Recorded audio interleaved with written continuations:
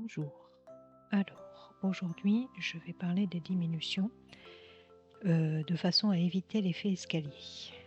Donc là, j'ai monté quelques mailles en grosse laine et j'ai fait quelques rangs de pointe jersey.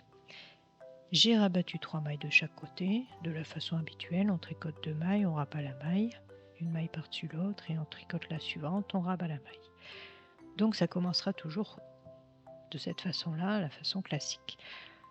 Quand on rabat la maille, normalement, voilà ce qui se passe. Donc je fais le rang suivant sans faire de technique pour lisser l'effet escalier. Donc, de la façon classique, on tricote 2 mailles, on en rabat une, on tricote la maille suivante, on rabat et voilà, j'ai rabattu 2 mailles. Je vais en rabattre une troisième. Je vais faire la même chose de l'autre côté. J'arrive au bout du rang. Je tricote jusqu'à ma dernière maille comprise. Je tourne et je rabats mes 3 premières mailles.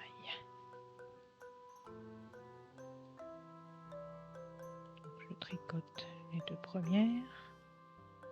Je rabats une, 2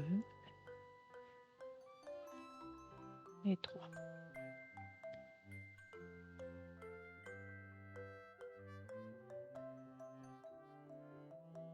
Et je vais jusqu'au bout.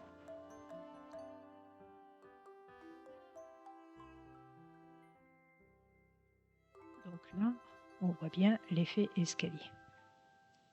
Et lorsqu'on fait une tête de manche, par exemple, et qu'on coud la tête de manche, la couture elle est moins propre parce qu'il y a cet escalier qui va se retrouver à l'intérieur dans la couture. Donc pour éviter ce problème-là, on va refaire des diminutions, mais en lissant, c'est-à-dire, donc je détricote la dernière maille. Quand on est au rang d'avant, on ne tricote pas la dernière maille, on la glisse, on tourne, je glisse la première maille à l'endroit sans la tricoter, je glisse la seconde sans la tricoter,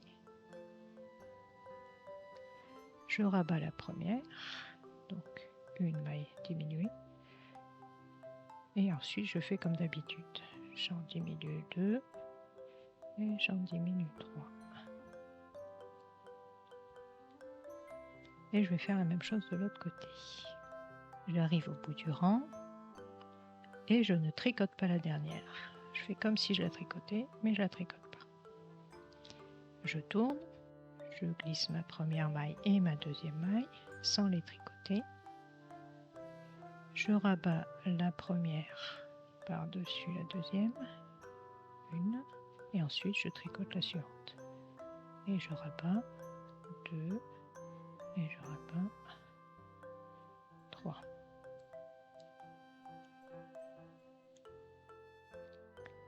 Et je vais jusqu'au bout du rang.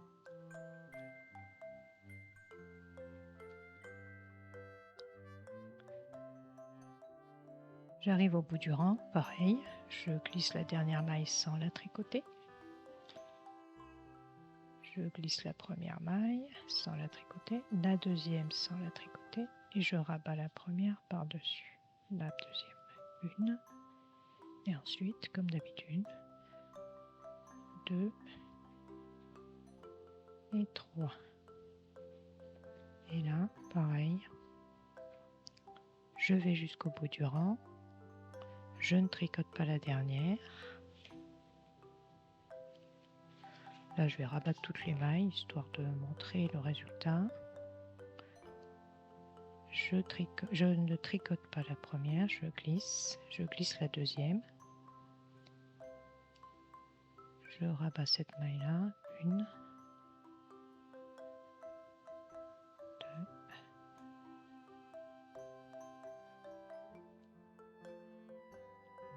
et je rabats la dernière. On observe qu'ici, on avait l'escalier et ensuite, à partir de là, on a lissé.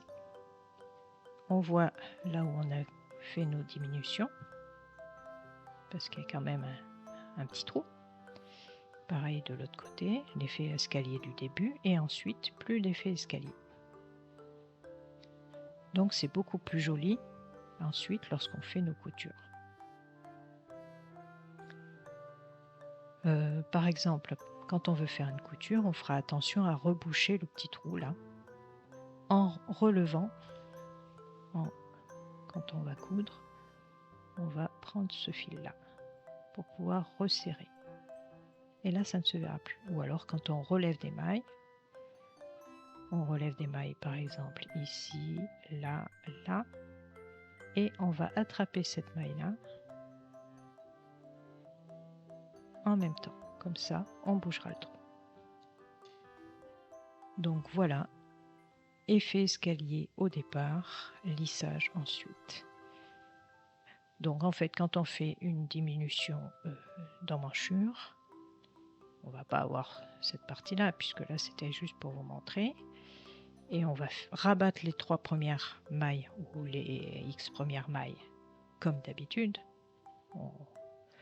Et ensuite, on fait l'effet de lissage en glissant, en ne tricotant pas la dernière maille au rang d'avant, en glissant les 2 premières mailles et en les rabattant l'une sur l'autre. Puis ensuite, on fait les diminutions comme d'habitude. Voilà, j'espère que cette petite vidéo vous aura aidé.